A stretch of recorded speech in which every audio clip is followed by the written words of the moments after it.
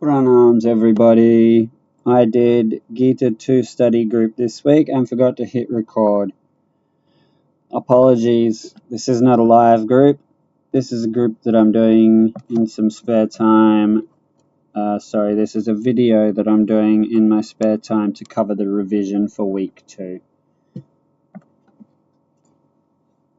I haven't done a lot of planning for this session because I've already done it live, but I have done enough planning to get this done in a logical manner where I can get the flow of the lecture properly and get everything done in a clean manner where you can understand. So sorry that I didn't get the original recording, but hopefully this does. So Tattva Bodha, oops, I've opened the wrong book.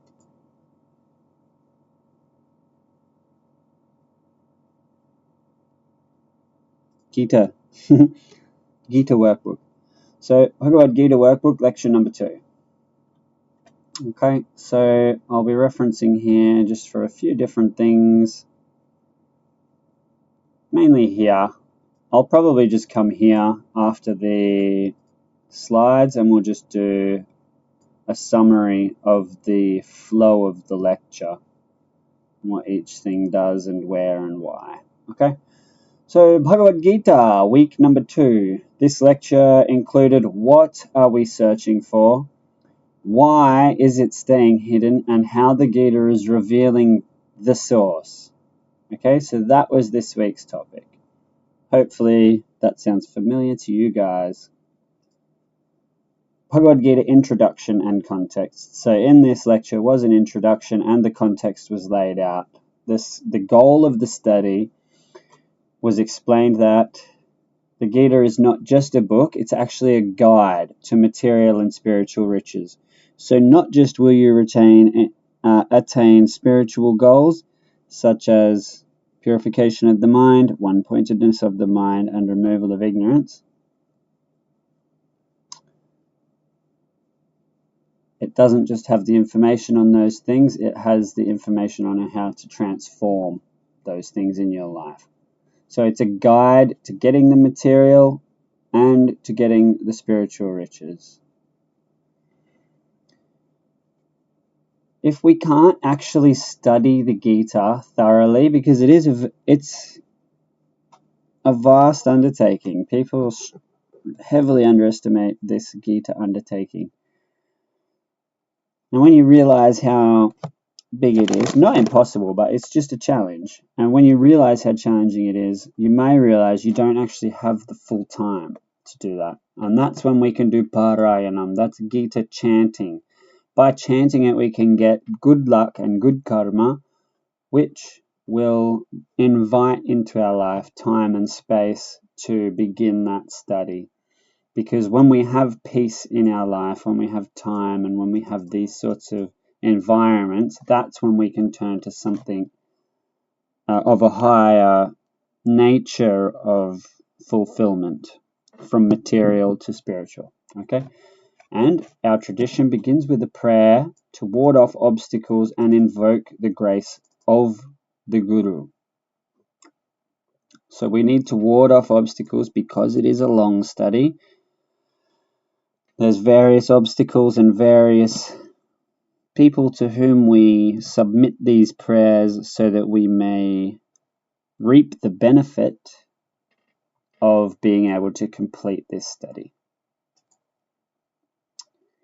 So there is an infinite pursuit of goals for humans. Some people are seeking to do well in business. Some people are doing well, seeking to do well in being teachers. Some people are doctors. Some people are physicists. Some people have no interest in any of this. So there's an infinite amount of human goals, but the human goals get broadly categorized by the Shastra into 4 types of goals. I'll just make sure I'm not going to ruin anything here. No, yes, okay. So we have Artha, Kama, Dharma, and Moksha. That's the 4 broad goals. So any goal you can think of in life falls into one of these 4 categories. Artha is shelter, food,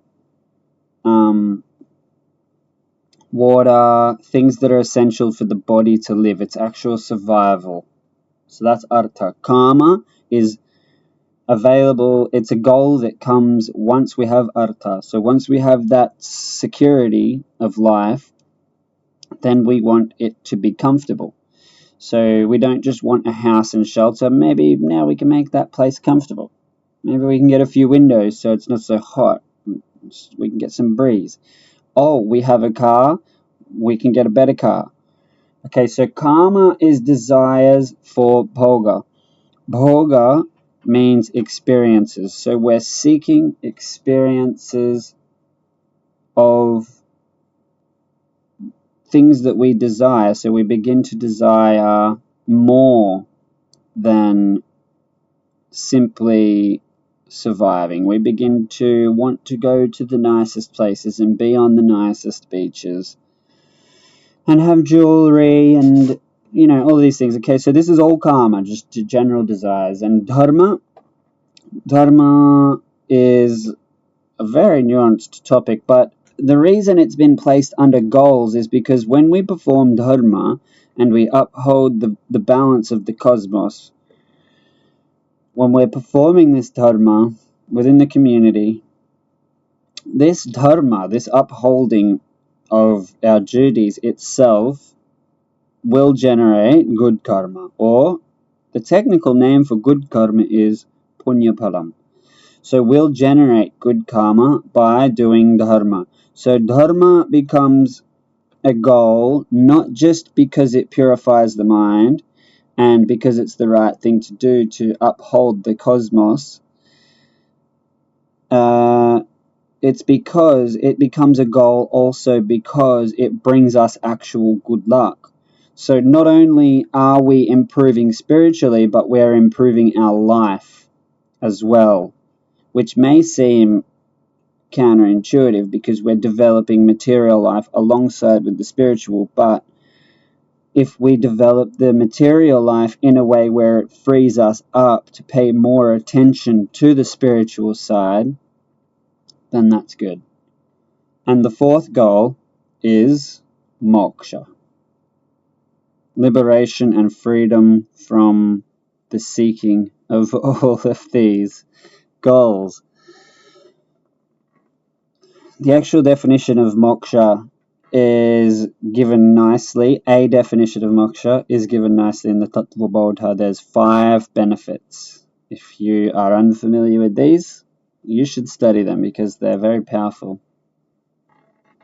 Very nice benefits. Okay. So the universal triple. Why is it called universal? Because every single human being experiences a desire or the triple-fold goal of SPH, meaning every human desires SPH. To extend this, not just every human, but every living being desires SPH. SPH is security, peace, and happiness. We all just want security. We don't want to be stressing about where we're going to sleep. Very simple. Nobody of any race or any species wants to be worrying about food. Nobody wants to worry how they're going to avoid predators, where they're going to sleep, how they're going to stay warm. So this is all security or artha. We all want that. We all just want peace. We just don't want to be stressing and fighting and dealing with all of these things. We just want peace. The Tamil word is nimadhi. I only have that there because Swami mentioned it, and I know that there's some Tamil people, so maybe they can relate to this. And we all just want to be happy. I just want to be happy. Why do I want to be happy? Because being angry sucks. Being sad feels bad. Being angry, while very distracting, if we think about it, it sucks. Being angry sucks. We could be happy. So we all just want to be happy. We all want Sukham Urananda. So the commonality here is that these goals are instinctive, even in animals. And look here, it says instinctive, right? Animals instinctively want shelter and food. How do we know? Because they're always out looking for food. They're always out hunting, coming up with elaborate plans to trap things and to work together, right? So they're surviving, they're seeking food, and they have shelters like wombats in Australia. If anyone knows what a wombat is, they dig underground and they live under there. They live in holes, in tunnels, like self-made caves. So we all seek shelter. All right, so these are common to any living being. You can contemplate on that and you'll see. And because we all are seeking this security, and we have this way of life where we seek security and then we seek desires, and we slowly try to improve and improve and improve, and all we ever want to do is improve, and there's no limit to how much we want to improve. We come up with all of these sophisticated security projects. So you buy a new house and you're really happy, but you're worried someone's going to break in. So you buy an alarm system. But then you're worried the alarm system is going to be faulty, so you buy backup power systems for that. So we always end up earning something, and then we need to maintain that something, and then we need to protect it. So accumulation is not just getting something. We need to work really hard and we earn the thing. And then we need to work really hard to maintain it. And then we have to work really hard to protect it. Make sure nobody can steal it and all this stuff. So all of this is suffering. All right, so we look for house insurance, car insurance, specialized ones like throat insurance for singers. That's an example Swami gave in the lecture. We get so ridiculous with this that singers end up getting insurance for their throat in case they get strep throat or some damage to their vocal cords. Okay, so all these things, like, that's fair enough when you say it like that. That's fair enough. But the point is, it's endless. I'm not picking on people for wanting security. That's completely normal. Of course you want security. But the point is, where does it end? Where does it end?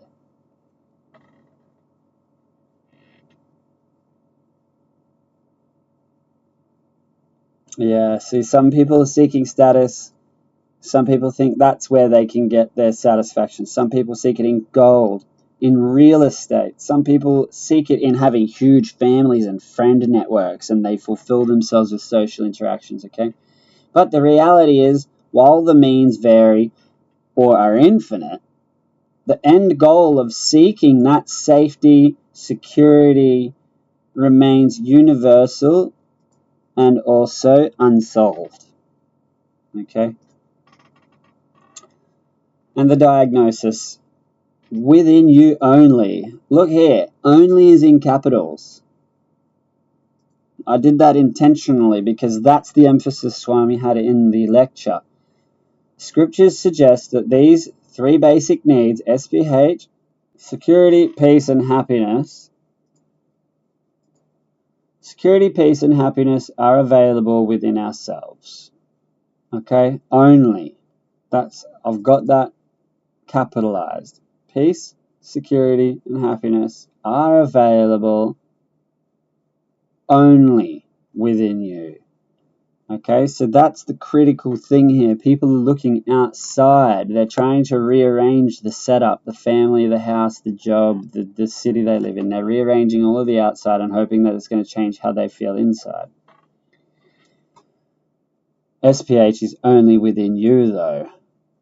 Okay, it isn't outside. It never was outside. And the thing is, we keep seeking them out in the world, and they will always, always evade you because they're not there. So here's a slide to prompt me to read some analogies. The analogy of the cloth shop and the analogy of the samia soup. So I have these examples.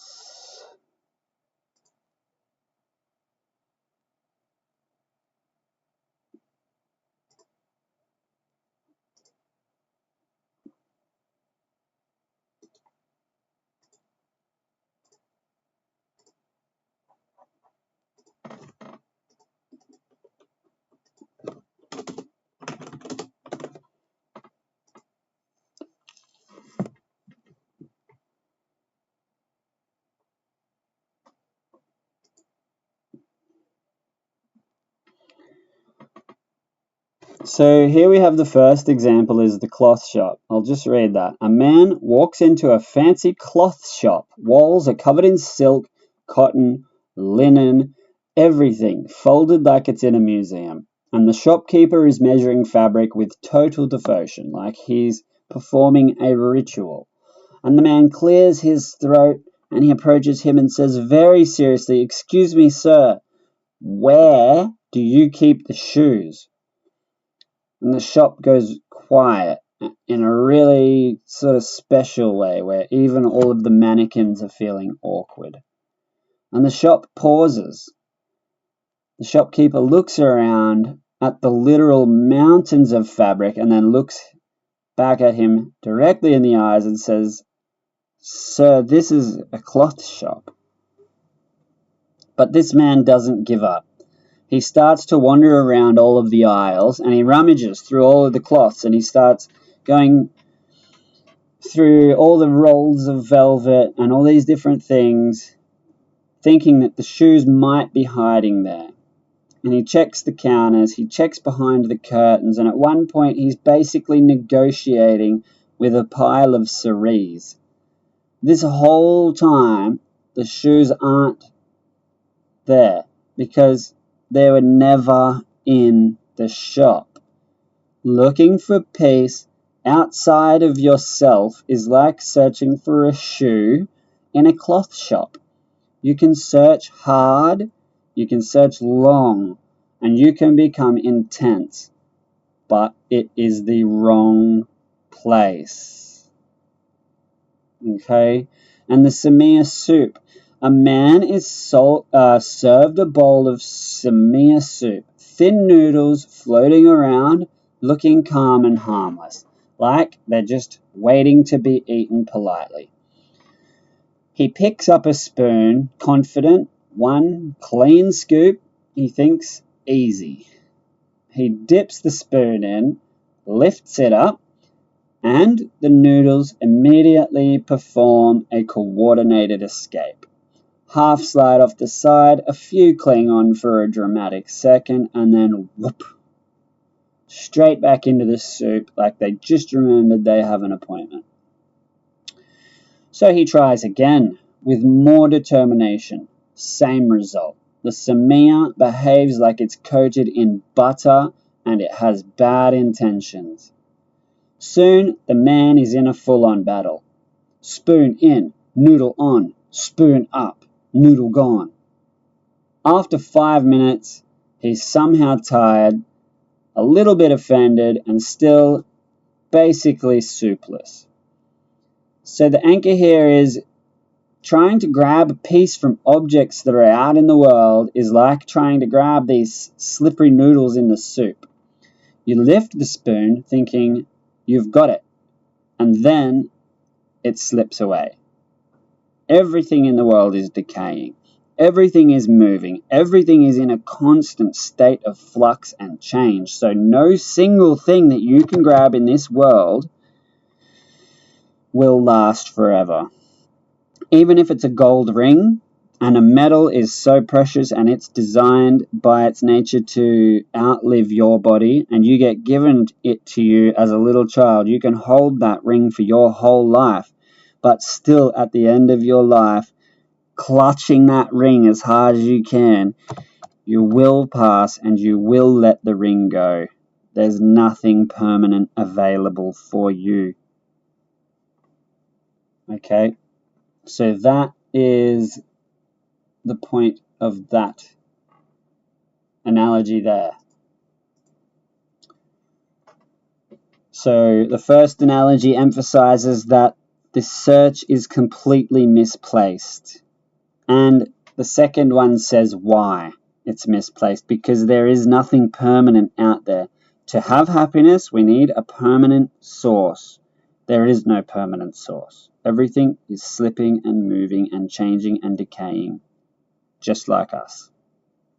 We're part of that.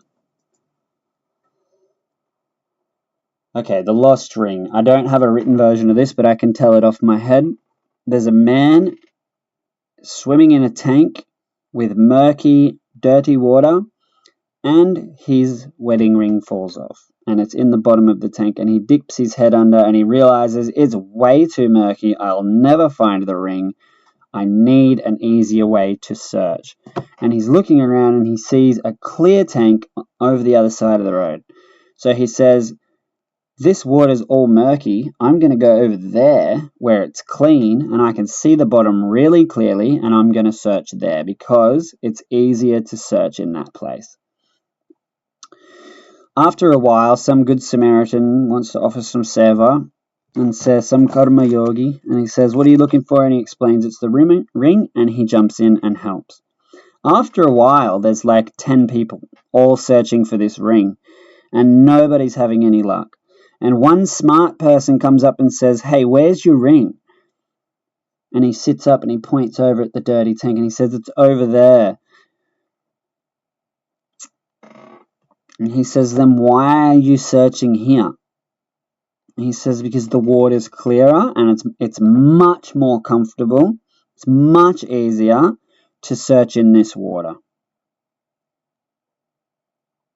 Okay, so we often choose the most comfortable place, which is this material world, to search for happiness instead of the right place where the peace actually is, which is in us. And another analogy, okay? So just to really drive the point home, there's a story of a Swami who began an ashrama, and to start with, everything was fine. He had enough food, he had enough water, there was only him, a handful of students, and life was good. But as he became more popular and gained more attention, more people started moving to the ashrama. All of a sudden, there's not enough water for everybody. So Swami, realizing that there's not enough water, sets out to find a water source.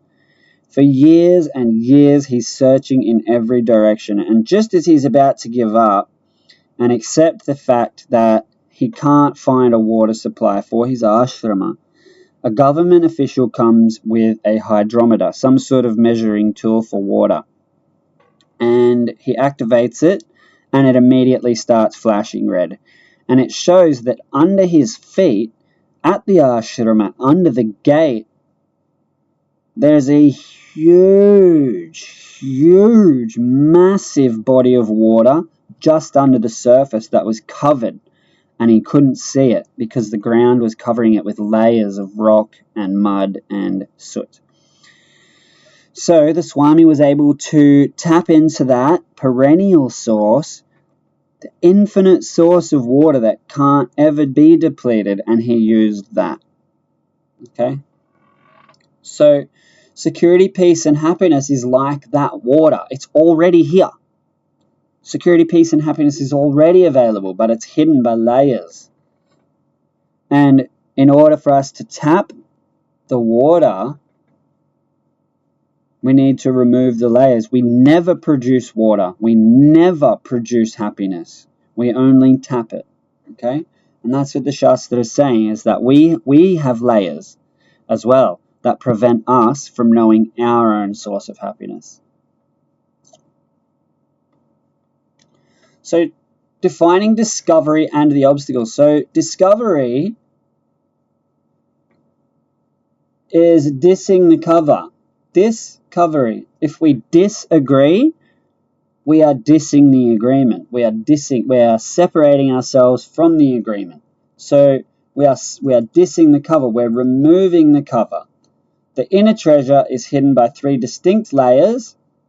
Okay, in the last analogy, I referred to them as mud and rock and soot. Here, the real names are given: malam, vikshepaha, and ajnanam. So the strategy is, for clay, we could use a spade. But if there's rock in those layers, we may need chisels or hammers. Okay? We may need different tools depending on what type of layer we're removing. So same for people, we have different layers. And for that, we have different sadhanas to target individual layers.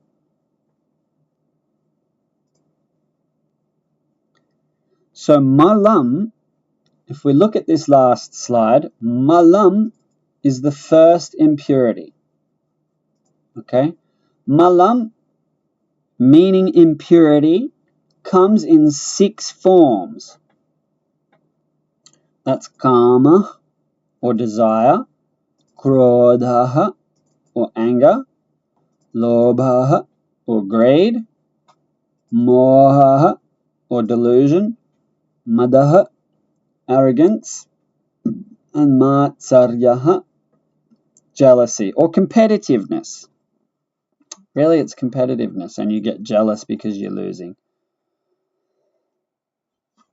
Or, the neighbor has something you don't have, and you're feeling competitive and jealous. You want to get something better. Okay, so that's matsaryaha. So like the muddied water, in that analogy, he couldn't see because the water was muddy and unclear. That represents malam, muddy and unclear. So these are all dirt and debris that stop clear vision. The muddied water, like these impurities, prevent you from seeing the bottom of the river. Okay? Very simple. That's all we need to know. You don't need to memorize these. If you continue to study Vedanta, you will learn these over time. But I can offer you the advice that it is a good idea to put in some effort, some fundamental effort, just to run over these. You don't need to memorize them right now. But, for example, it would be good to know that there's 6. It would be good to know that desire is in there and delusion. Okay, so this goes into more depth. I don't want to touch this too much. I want to stay on the topic of Tattva Bodha, but we will elaborate on this, particularly later in the Gita.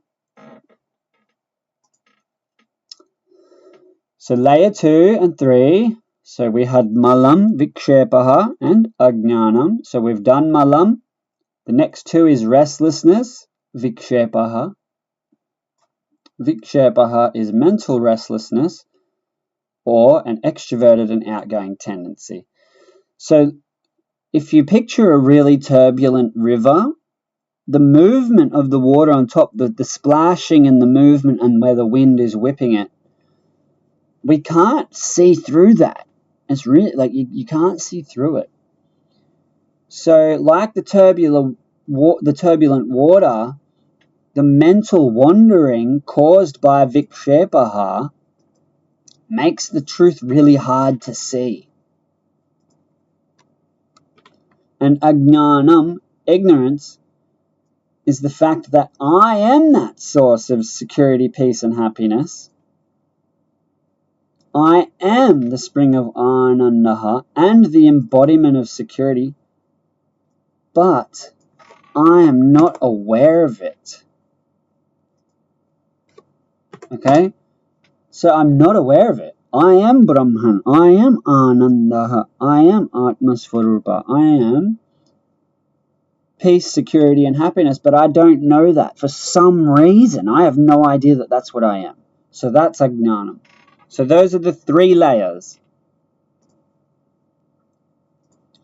Malam, which is the dirtying of the water. Vikshepaha, which is extrovertedness, distraction. And 3, simply just not knowing. Okay, and the remedy, yoga as the broker. So yoga is the marriage broker that unites the seeker with the destination. Unites the seeker with the destination. So we have the sadhaka,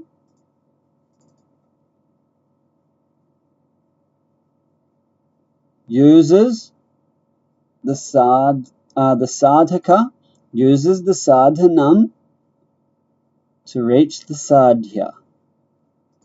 Okay? So the thing that the seeker is using is called the sadhana. That's the instrument. But the instrument is the one that's joining the seeker to the destination. So that is the yoga itself. So if we're trying to do puja or prayer or namajapa to create that yoga with the Lord, we're using actions as a means to have union.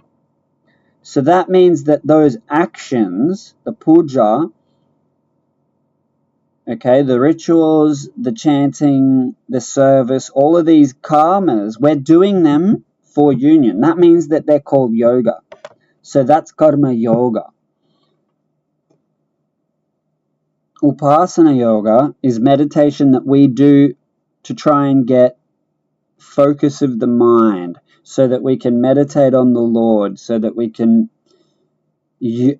create unity that way. Okay, so that's why it's called Upasana yoga. And knowledge is knowledge of reality that unites us with reality. So that's why that is called Jnana yoga. So in Vedanta, a yogi is someone that's performing either karma yoga, jnana yoga, or upasana yoga. And you can call a liberated person a jnana yogi, or someone that's practicing jnana yoga is also a jnana yogi. But the point is, the knowledgeable person is called a yogi. So this is not the yoga of Patanjali's Yoga Sutras. This is Vedantic yoga. Here's some more details. I've covered most of this, but we'll just do it now really quickly. So the first impurity is malam. That's actual impurity of the mind. It's like dirt that stops you from seeing clearly. Restlessness disturbs the surface and it keeps the mind extroverted, and in that way it stops us from being able to focus on Brahman. And we have ignorance, which is simply the fact that we don't know. So for malam, we use karma yoga. Karma yoga brings chitta shuddhihi. Chitta shuddhihi. Chitta means your mind's content, and shuddhihi means purification. So that the dirt and the muck and the gunk, or the kama, krodha, lobha, moha, madaha, matsaryaha, gets removed. How? With karma yoga. We first clean the muddy water. Okay? So karma yoga has to come first. The second one, vikshepaha, restlessness of the mind, the medicine is upasana yoga. And it does chitta, again, your subconscious mind, your mind's state, nishchalatvam. Nischala means certainty in the fact that it's not oscillating between two ideas. So it's not oscillating between, is this real or is this Atma, or what is Atma, and it's not trying to piece everything together anymore. Okay, so you're not projecting outwards. You're not constantly unsteady. You have steadiness of the mind. It knows the goals. It knows what's important. It knows what's not important, and it has taken this chalatvam in that. Okay, so the mind is steady. It's ekagrata. It's one-pointed, and it has mental steadiness, and it has the ability to focus. So once that water's clean, we need to stop the waves of extroversion so that the mind can stay still. So it's not jumping from idea to idea, and it can focus. And it can be peaceful. Okay, and then to handle ajnanam or ignorance, the medicine, of course, is jnana yoga. It brings ajnana nivrittihi, so stopping of the thoughts of ignorance or the removal of ignorance. The logic is that with a pure and with a steady mind, so pure from karma yoga and no longer has vikshepaha from upasana yoga, then we apply the light of knowledge, which helps us to see through the clear top, through the clear water, to the bottom of the lake. And that is the complete vision. Okay, so here's just a quick Vedic map about the Vedas as a whole and what portions are mapped to what sources of information. So largely, there's 4 bhagas, 4 portions, okay, of the Vedas. Now, these Vedas were transmitted by God to the rishis. So the rishis are receiving centers. They intuitively heard and saw the Vedic mantras and lessons and teachings directly from God. They were, through tapas and through sadhana, became in tune with God, and they were imparted the wisdom. Now, the first portion I want to discuss is the mantra bhagaha, because not everybody's interested in karma yoga. Not everybody wants to do actions in order to create union with God. No, it requires a certain amount of maturity to want to do that. So to get to there, first we want to introduce the person to bhoga, which means that they're experiences, but we want them to mature into wanting yoga instead of bhoga. And we do that by generating Ishvara Anugraha or Punya Phalams. Once they get enough Ishvara Anugraha, once they've been chanting and praying and doing these things for a while, eventually they will start to ask deeper questions. And that is what will project them into Karma Yoga and Upasana Yoga and Jnana Yoga. So, Mantra Bhaga is for prayers, suktams, to change the direction from being an experiencer to wanting to be a yogi. Alright, and then once that happens, we go to the Brahmana Bhaga and we do Karma Yoga. Aranyaka Bhaga teaches Upasana Yoga, and Upanishad Bhaga teaches Jnana Yoga. Now, the beauty of the Bhagavad Gītā is that to access all of that, we need to read thousands and thousands and thousands of archaic, non-classical Sanskrit, and we need a teacher to help us with all this, and it could take lifetimes of pure dedication. But the thing is, we have families, we have things to do. So that Samhita Bhaga, the Mantra Bhaga, the Brahmana Bhaga, the Aranyaka Bhaga, and the Upanishad Bhaga. So the entire Vedas, those 4 Bhagas are the 4 parts of the Vedas. Every single one is in the Gita. So the Gita is the essence. It's the condensed essence of the entire Vedas, which we call the Veda Sara. So that's why it's so potent. It doesn't teach you bhakti, and then it doesn't teach you somewhere else karma yoga, and then somewhere else jnana yoga. It's a complete path. It starts at a starting point, which is Samhita Bhaga, where we start chanting, and we need to move to karma yoga, and only once we've done karma yoga are we able to do upasana yoga, and only once we've done all of that can we do jnana yoga.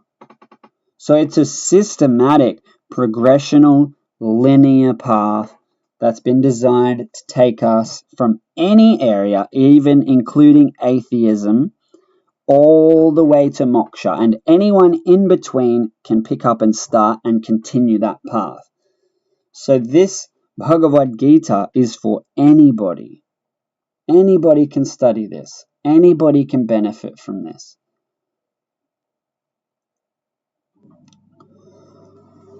Now, at the start of this Bhagavad Gītā, there's some dhyana shlokas. These were written by Madhusudana Saraswati, and they invoke the grace before we study, because like we said, there's a lot of obstacles in life. People can die, including family and ourselves. People can get injury, including families and ourselves, and things can just happen that will interrupt our Gita study. So these invocational mantras or dhyana shlokas are to give us the punya palam that we need to finish the study. They pray, I think there's 7 or 9 of them in total, and they pray to the Mahabharata itself, the Gita, because it's part of the Mahabharata, Vyasacharya, who wrote the book, and there's a few in there to Krishna as well, who is the Jagat Guru / teacher. So that was the entirety of this course, of this lecture. I have some flashcards. I just want to quickly do those, and then that'll be the end of this session. Okay, so the first one is, what does Tattva Bodha mean in this context? Self-knowledge, knowledge of one's real nature. Tattva, meaning reality or nature, and Bodha, meaning knowledge. List the 5 benefits of self-knowledge given here. Jignasa nivrittihi, so that is the ceasing of questions such as who am I, where am I, what is the world, what is God, what is death, what is after death. These are all resolved. And we also gain vidya ananda, so the type of happiness or ananda born out of knowing. Paratantra or karpanya nivrittihi, aghata nivrittihi, and dakshata praptihi. Why is the joy from knowledge described as more reliable than pleasure-based joy? Because pleasures depend on external conditions which are unpredictable, while knowledge does not get used up by any time or by sharing it. It does not deplete by using it or by sharing it. What does the text mean by a standby source of happiness? Like an emergency bank balance or a backup bore well, you're not desperate because there's something that you can rely on when external sources fail. What exactly reduces when a person has that in a standby source? So what actually changes about that person? The desperation and the slavery to the external world, the unreliable pleasures. You stop needing things to go your way to be okay. And what is the shock absorber analogy trying to actually explain? When life hits bumps, which is loss, stress, setbacks, which can be financial or familial or anything, the inner understanding absorbs that psychological impact. Okay, so your knowledge of the self absorbs that impact and you don't get thrown around as much. You might still feel the bump in the road, but it's not going to throw you off the road. You'll recover really quickly and you'll understand it with clarity and knowledge, and life will continue without trauma. According to the text, what tends to happen psychologically without this inner support? You take bigger internal hits from adversity, leading to things like anxiety, fear, depression, etc. For someone without Vedanta, the death of a family member or the loss of a limb or these sort of things can be they can ruin your life. These sort of things can't ruin life for a Vedantan because we don't rely on these things. Okay? What's the point in bringing up emotional quotient versus intelligence quotient here? Intelligence and education doesn't help much if your mind is emotionally unstable. So that means emotionally turbulent. Balance or non-turbulence lets you actually access and use your capacity. Swami inserted an analogy here. Some people call virus for a computer as V, vital, I, information, are resources you under siege. That's how some computer people define virus. That's what happens to us when we're upset or angry. Our vital information resources are under siege, meaning we can't think properly. Vedanta is inaccessible to us, and so we can't use that for a source of happiness. Where does the text say that you mainly find this kind of self-knowledge as opposed to science subjects? In the scriptural tradition, the Vedas and the later tradition that explains and unfolds them, such as Smriti, Sutras, and teaching texts. So, it's from the Vedas. And then there's other books that are based on the Vedas also, such as the Gita, the Puranas. We also have other things like Brahma Sutras that analyze the logic of them. Last one. If life is going well, you can feel fine anyway. So, what's the real proof that this teaching is doing something? If life is going well, how can you tell that you've adopted Vedanta? Normally, we can't tell until something goes wrong. What if we want to know before something goes wrong? When life turns rough, you don't collapse internally. The text's point is that inner understanding works like a suspension on a bad road. It doesn't remove the bumps, it stops the ride from breaking. So there's less shock, less fear, less anxiety, less depression spirals. So how do you know if it's working? Things that used to upset you less. Things that used to upset you don't upset you for as long. The amount of things that upset you decreases. Alright? All of this will just continue until you can say, aha, I have those 5 benefits promised by the Tattva Bodha. Okay, so that's it. That's the end of the slideshow and the end of Bhagavad Gītā's review session number 2. I hope that was helpful. I hope it's assisted in the assimilation of the material for the week. Hope you have a good day. Hari Om.